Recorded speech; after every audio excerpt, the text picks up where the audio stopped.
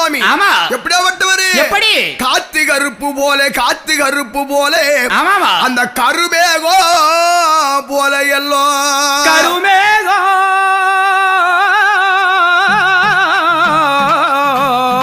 கருமேகம் போலே அல்லோ கருப்பண்ண சுவாமி அவர் காற்றா நல்லோ பறந்து வரா.